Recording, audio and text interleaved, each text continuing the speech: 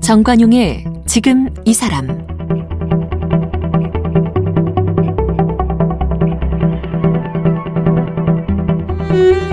여러분 안녕하십니까? 정관용입니다. 특정 장소에 가거나 또 특정 인물, 사람을 만났을 때 친근하게 느껴지거나 또 더 알고 싶어지는 것, 이런 거는 그 장소와 그 사람에 대한 기억이 있기 때문이죠. 추억이 있는 장소, 또 만났던 사람에 대한 기억, 이런 것들이 나와 연결되다 보니까 그 장소가, 그 사람이 더 특별한 겁니다. 이런 기억들을 기록하고 연구하는 분들이 있어요. 아카이브 작업을 하는 기록 연구사들인데, 오늘은 기록 연구사 안정희 씨를 만나봅니다. 최근에요, 독일, 일본, 한국의 의미 있는 장소들을 찾은 기록을 모아서 기억 공간을 찾아서란 책도 엮어내셨는데요. 안정희 씨 만나봅니다.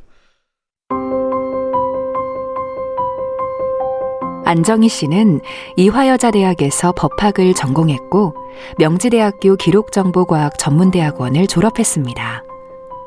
현재 증평기록관 아카이빙 프로젝트를 수행 중입니다. 서울도서관 등을 비롯한 100여 개 도서관에서 책과 책 읽기에 대해 강의를 하며 은평구립도서관, 인천 계양도서관 등에서 북큐레이터 양성과정 프로그램을 기획 강의했습니다. 경기도서관 총서 공모 당선작, 책 읽고 싶어지는 도서관 디스플레이를 썼고 기록이 상처를 위로한다, 도서관에서 책과 연애하다를 출간했습니다. 최근에는 한국과 독일, 일본에서 전쟁, 죽음, 사고, 도시개발, 재난 등의 이유로 소멸된 사람과 공간을 기록한 기행문, 기억 공간을 찾아서를 펴냈습니다. 어서 오십시오. 안녕하세요. 기억 공간을 찾아서를 쓴 안정희입니다. 반갑습니다. 예, 기록 연구사, 기록 연구가라는 직업 분류가 있는 거죠? 네네. 근데 이 좀 생소해요. 네. 그죠? 공공기관에서 기록을 이제 수집을 하고 기록을 관리를 하고 그다음에 보존하는 방법을 찾고 서비스하고 활용하는 직책 이름이기도 하고요. 그다음에 민간의 기록들을 수집하고 관리하고 보존하는, 마찬가지로 서비스하는 활동을 하는 아키비스트의 의미를 지니고 있는 기록을 연구하는 사람이기도 합니다. 아카이브가 우리말로 정확히 뭐라고 번역하는 게 옳아요? 기록 저장소가 알맞은 것 같아요. 기록 저장소. 네. 그 아카이브를 관리하는 분, 이렇게 되는 거예요, 그럼? 네, 아카이빙 하는 사람, 기록 관리를 하는 사람이라고 볼 수 있겠습니다. 거기 해당되는 기록이라는 거는 범위가 어떻게 되는 겁니까? 공공기관에서 일을 하는 기록연구사 같은 경우에는 이제 행정문서라고 하는 공공기록물을 다루는 일을 하고요. 예. 그다음에 공공기록물이 아닌 영역의 개인기록이라든가 민간 기업의 기록들을 관리를 하는, 또 담당하는 기록연구사가 있습니다.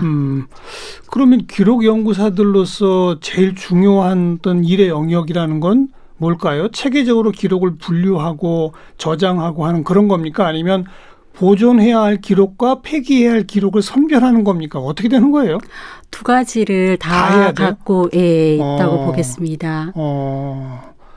방대한 기록 중에 어떤 기록은 보존해야 되고, 네. 또 어떤 기록은 뭐 비밀로 해야 되고, 네네. 어떤 기록은 폐기하고, 네. 그런 걸 분류하고 체계를 잡고 하는 이런 것. 네네. 공공기관 같은 경우에는 어떤 기록을 얼마 동안 보존을 할 것인지가 법으로 정해져 있고, 예.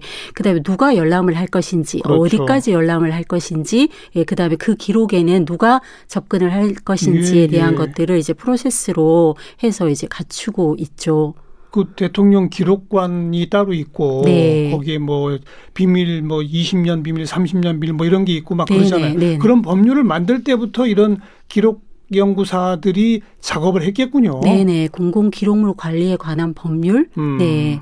그러면 이제 기록연구사가 어떤 일을 하는지 규정되어 있습니다. 우리 기록은 행정문서, 사진, 동영상 뭐 모든 게 다 포함되죠? 네네. 사람의 기억을 또 구술하는 구술 기록도 있을 것이고요. 구술 기록도 따로 네. 있고. 근데 한 사건에 대해서 서로 다른 구술 기억이 있을 때는 어떻게 해야 합니까? 그럼?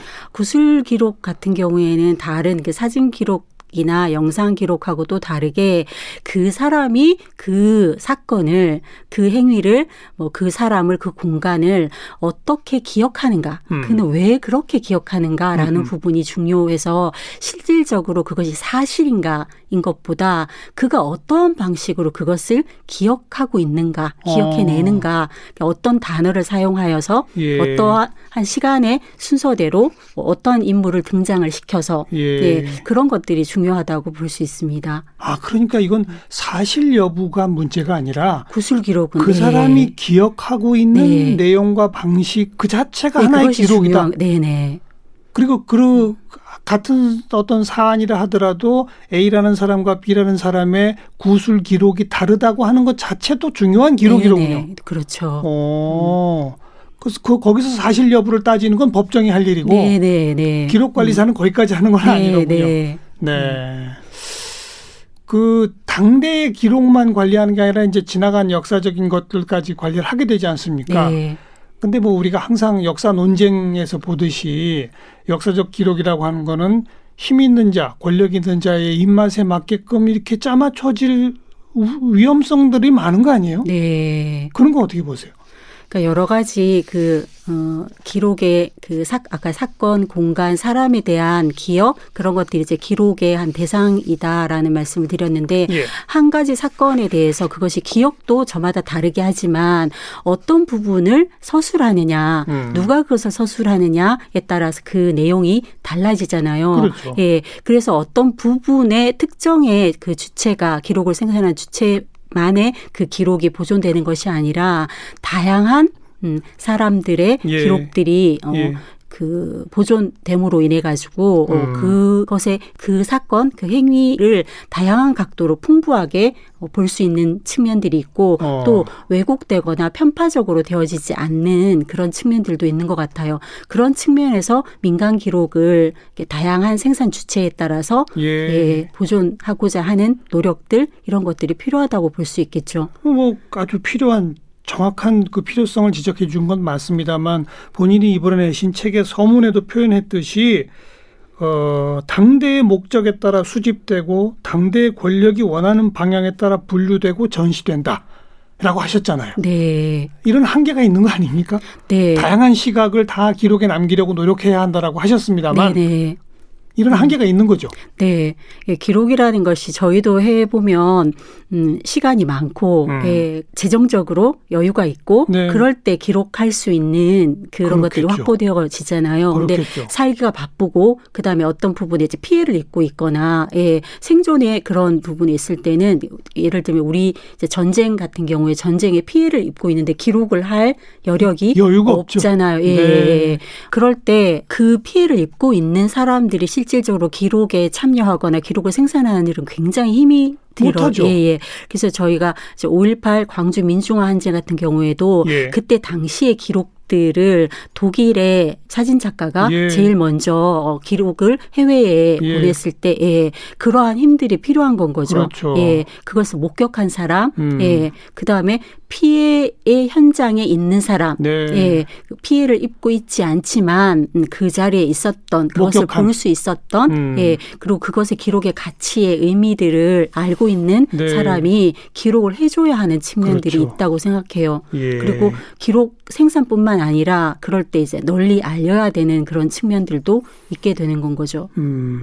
그런 노력이 전혀 없었던 당시는 군의 공문서만 놓고 보면 5.18의 진상은 완전히 왜곡되는 거니까. 네. 그렇군요. 그러니까 추후에 진상규명 관련 법률, 특별법들이 만들어지면서 비로소 그런 기록 생산들이 이루어지는 거죠. 네네.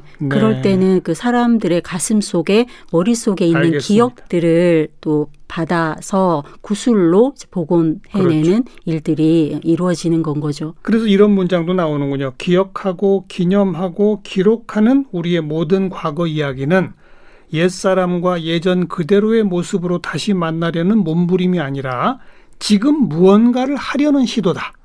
그런 거죠? 네네. 그런 일들이 다시 되풀이되지 않기 위해서라고 예. 하면 그 사실이 있는 그대로 알고 있어야 그것을 다시 되풀이하지 않는 노력들도 할 수 네. 있는 그게 법적으로 제도적으로도 있지만 사람의 행위의 반성이라든가 후회 이런 것들도 마찬가지인데 그렇게 되려면 충분히 알려져야 드러나져야 네. 되는 측면이 있는데 그 부분이 되어 있지 않으면 실제로 나중에는 뭐 할 수 있는 부분이 없잖아요. 네. 예. 옛날 조선 왕조실록 전 세계적으로 유명한 최고 수준의 기록물 아닙니까? 네, 유례가 없다고 해요. 그죠? 네. 그러니까 이건 왕조차도 보지도 못하게 하고. 네. 그죠? 네. 일관되고 지속적으로 끊임없이 기록했다는 것에 있어서도 세계에 유례가 없고 긴 시간 동안 했다라는 것도 있지만 그때 이미 벌써 누가 그것을 열람했을 때 기록이 훼손되어질 수 있다. 그러니까요. 왜곡되어질 수 있다라는 부분을 그렇죠. 예, 법적으로 네. 예, 그것을 규정해 놓아서 그러니까. 그런 것으로부터 이제 장치들을 마련했고 그것이 계속 지켜졌다는 점에서 그렇죠. 정말 놀라운 예, 행위라고 아니 볼 수 왕조 있습니다. 시대인데 왕조차 볼 수도 없게끔 네, 그 사람이 죽은 후에야 그 기록이 편찬돼서 나오도록 하는 네, 그걸 어느 왕도 깨지를 못한 네. 이거 정말 어떻게 그게 가능했을까요? 그래서 세계 역사 부분에서 그래서 지난 정확하게 지금 생각이 나지 않는데 유네스코 기록문화유산에도 예, 그 부분이 등재되어져 그렇습니다. 있잖아요. 네네. 네, 자랑스러워요 그런 역사를 네, 보면. 네. 그런데 오히려 조선 시대는 그랬는데 네. 그 후에 우리 이게 군사 정권이나 이런 거 거치면서의 남아 있는 기록들 같은 거 보면 정말 문제가 크죠. 네. 예. 예. 그런 부분에는 예, 구술 같은 것들이 그 결락된 예. 부분을 메우는 역할을 충분히 하고 있다고 보겠습니다. 이번에 이제 독일, 일본, 한국의 여러 곳을 찾아보신 걸 묶어서 기억 공간을 찾아서라는 제목의 책을 내셨는데 네. 기억 공간이라는 용어도 어찌 보면 좀 생소한 용어입니다. 그죠? 네네. 어떤 뜻이죠? 기억 공간? 우리의 기록들이 저장되어 있는 공간들이 있잖아요. 박물관, 문학관, 기록관 등이 있는데 이제 그러한 곳에서 사람들이 실제로 그 기록은 어떻게 보면 사람의 기억이 기록화되어져 있는데 예. 그 기록화된 것들을 보존하는 곳에서 그것을 관람하는 사람들은 그로부터 어떠한 기억들을 추출해내는가 그리고 자신의 가지고 있는 기억들 그다음에 자신의 삶으로부터 만들어낸 직접적인 경험 기억하고 그런 그 관람객들이 보고 있는 기록들하고는 어떻게 만나게 되는가. 네. 예. 그래서 이제 그 기록관, 문학관, 그다음에 묘비명 이런 것들을 기억 공간이란 이름으로 예, 명명을 하고 그러니까 기억 박물관, 문학관 뭐 이런 것들, 묘비, 네. 전부 그런 것들이 기억 공간이다. 네. 무엇인가 기억의 흔적을 기록하거나 남겨둔 그런 것이 있는 공간. 네. 다 합해서 기억 공간이다. 네네. 예. 그 독일과 일본, 한국 3국의 기록을 대하는 어떤 문화적 차이 같은 것도 있지 않나요? 틀림없이 있죠. 그죠? 예. 그런 걸 느끼셨어요, 혹시? 네네. 기억이라는 것이 무엇을 어떻게 기억하는가라는 문제는 결국 그 사람이 누구인가 기억의 정체성하고 관계가 있어서 그 사회가 어떠한 것에 대한 공유 기억을 갖고 있는가가 그 사회, 그 공동체가 어떤 곳인가를 말해주듯이 예. 그래서 같은 제2차 세계대전을 경험을 해도 겪어도 독일과 일본과 한국이 예, 같은 그 전쟁이라는 것들을 다르게 기억을 하고 있고 전쟁을 다르게 기억하더라. 네. 독일은 전쟁을 어떻게 기억해요? 일단 자신들이 일으킨 전쟁에 대한 명확한 주체를 직시를 하고 그것을 서술을 하고 있고 예. 그리고 반성하는 자세로. 네네. 그런 것이 전 독일 전역에 제가 45일 동안 독일을 여행을 했는데 네. 도처에서 보이더라. 네. 일본은요? 일본은 제가 오키나와 같은 경우에 전쟁 박물관을 갔었는데 거기에 이제 제가 책에서도 썼다시피 아시아에서 가장 큰 전쟁 박물관에서 그 전쟁에 대한 이야기를 서술을 하는데 한국어 버전이 있어요. 근데 한국어하고 일본어가 그 어순이 똑같잖아요. 예. 근데 그 전쟁을 일으킨 주체에 대한 이야기를 그 긴 그 프레젠테이션 동안 한마디도 하지 않아요. 주어가 항상 전쟁이에요. 그러다가 마지막에는 일본이가 아니고 네, 일본이란 말이 단 한 글자도 나오지 않는 것에 이야. 제가 너무 충격을 받고 어떻게 이럴 수가 있는가. 예.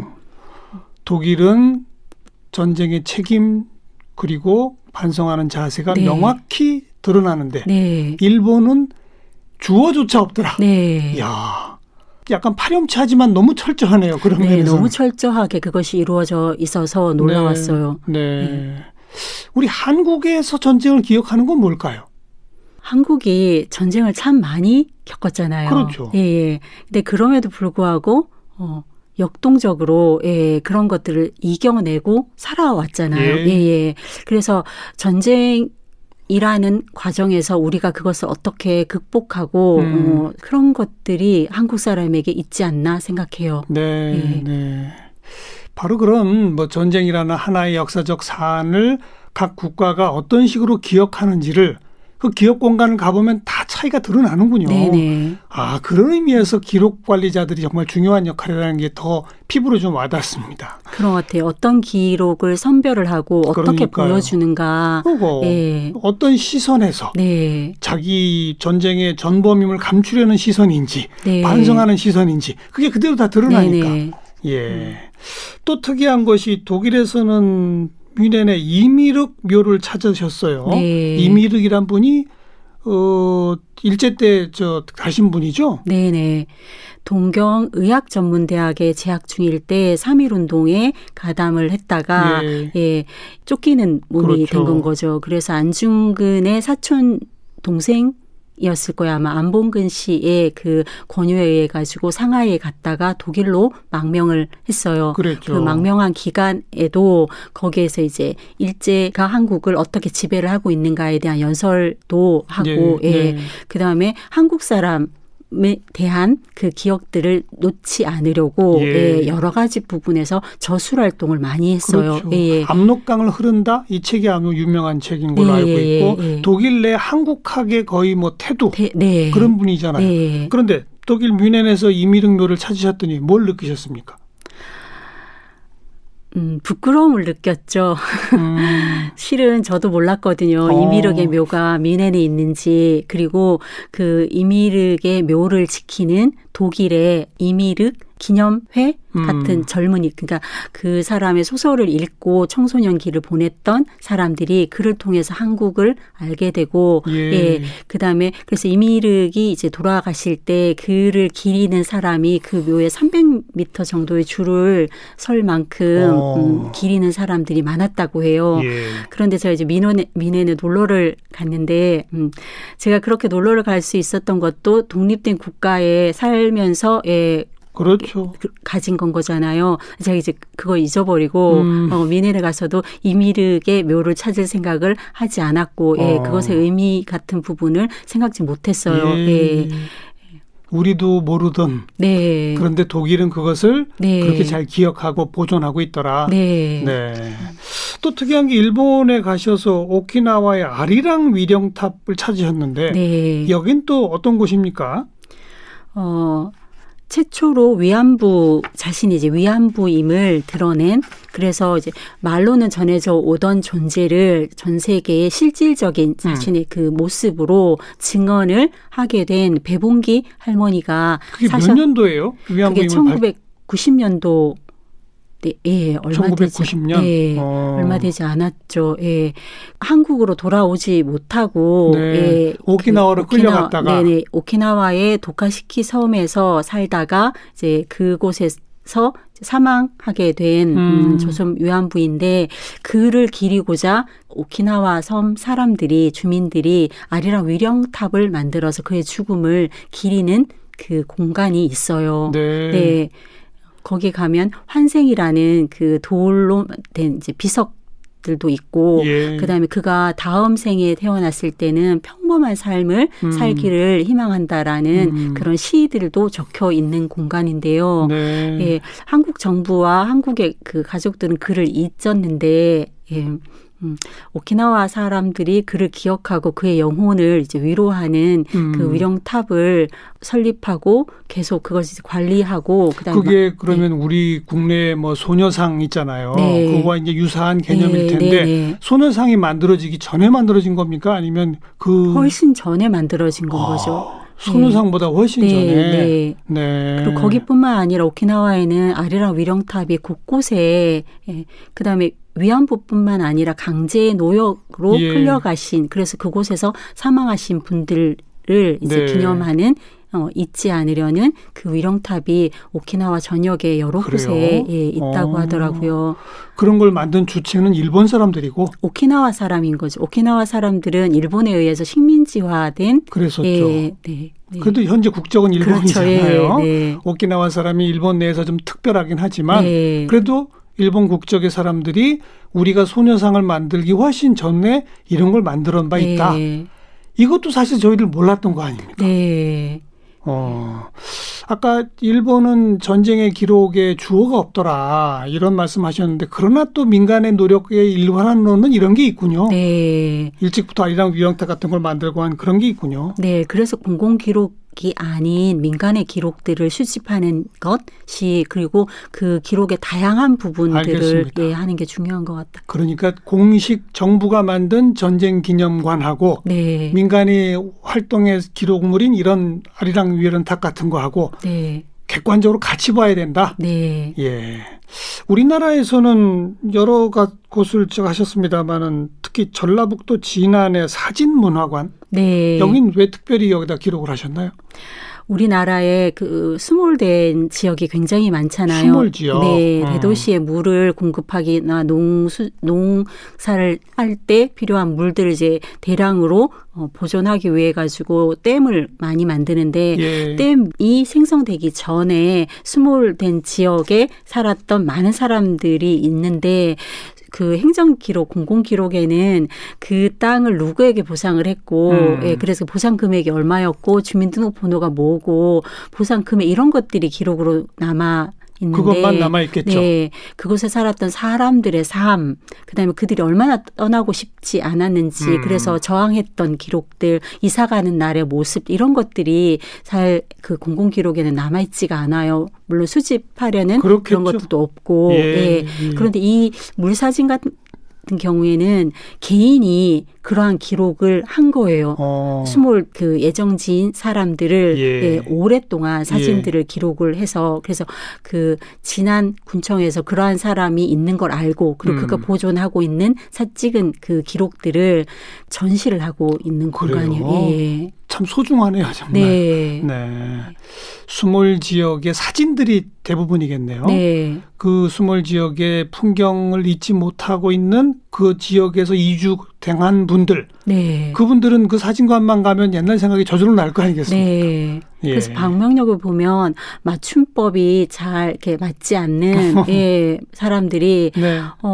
그 감사하다, 고맙다 이런 글들을 굉장히 많이 남겨 놓았어요. 예. 그리고 서울 종로의 윤동주 문학관도 적으셨는데 네. 그 부암동에 있는 거 아니겠습니까? 네, 언덕바지에. 네. 저도 자주 그 지나다니는데 여기는 어떤 의미가 있을까요? 윤동주를 모르는 사람은 없잖아요. 없죠. 한국에 예. 교과서에도 실려 있고 청소년들이 그 문학관을 굉장히 많이 방문을 하는데 그렇게 교과서에서 읽던 그 내용이 실질적으로 이제 그 문학관이 굉장히 특이한 공간에 만들어져 있어요. 어떤 공간이에요? 윤동주가 살았던 태어났던 생가도 아니고 다녔던 대학도 아니고 예. 시민 아파트가 그 종로 청운동 굉장히 고지대인데 예. 아파트 고지대니까 물을 끌어올리기가 어렵잖아요. 그래서 물 펌프장이 있던 장소인데 거기가 펌프장 자리예요? 네네. 그래서 굉장히 작은 공간인데 그래요.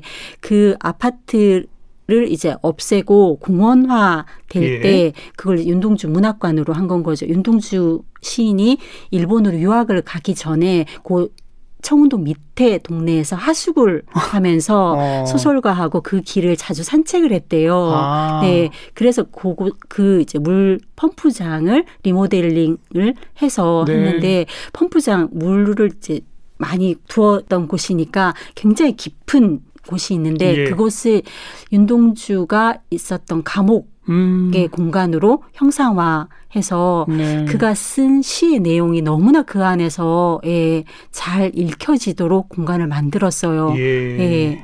그래서 입구에서 엄청나게 떠들던 청소년들이 딱 들어서면 예. 조용해져요. 네. 그리고 그 앞에서 그 아래에서 이제 영상으로 시가 읽혀지면서 윤동주의 사람들이 쭉 나열서사되어지는데 이루 말할 수 없게 그 시를 썼던 당시에 윤동주의 마음이 그 어떤 곳에서보다도 잘 와 닿게끔 네. 되어 있어요. 예. 아주 그 리모델링을 잘했군요. 네. 그러니까 그 건축 설계사분이 주체는 종로구가 한 겁니까? 종로구가 네. 그렇군요. 네. 아파트 펌프장이었던 곳을 네. 그 아파트를 공원으로 만들면서 윤동주를 연관시켜 가지고 네. 일부러 네. 그러다 보니 거길 찾는 사람은 뭐 저절로 윤동주의 문학 세계를 한번 경험해 보게 되는. 네. 오늘 아주 기록에 대해서 또 기록을 어떻게 관리하는 것인지 기록을 관리하는 시선의 차이에 대해서 흥미로운 말씀들을 많이 들었는데요. 마지막으로 과거는 언제 현재에서 떨어져 나와 더 이상 움직이지 않는 과거가 되는가? 이런 질문에 대한 답으로 떠나올 때라는 답을 하셨거든요. 네. 이 떠나올 때가 무슨 말입니까? 일상이 별일 없이 순탄하게 계속 이어진다고 할 때 기록을 해야 되겠다 이런 생각들을 별로 하지 않아요. 예. 그런데 재난이라든가 그다음에 여기가 아닌 다른 곳으로 떠나야만 할 때 그때의 것들을 잊지 않으려고 회상하고자 하는 마음으로 그렇죠. 네, 그것을 기념하고자 하는 행위들을 하게 예. 되는데 예. 그 행위가 제사이기도 하고 무언가를 이제 축제 같은 것들을 하기도 하는데 그럼으로 인해서 어떤 과거의 특정 시기에 이루어졌던 일들이 고정되어서 계속 복원, 재현되어지는 부분이 있는 건 거죠. 네. 어디론가부터 떠나올 때 그때 기록을 남기고자 하는 욕망이 커지게 되는 그런 걸 말씀하시는 거네요. 자, 여러분께서는 우리 청취자 여러분께서는 오늘 또 어떤 기록을 어떤 시선에서 남기고 계신지 한번 같이 생각해 볼 수 있는 계기가 됐으면 좋겠습니다. 기록관리사 안정희 씨 함께 만났어요. 고맙습니다. 감사합니다.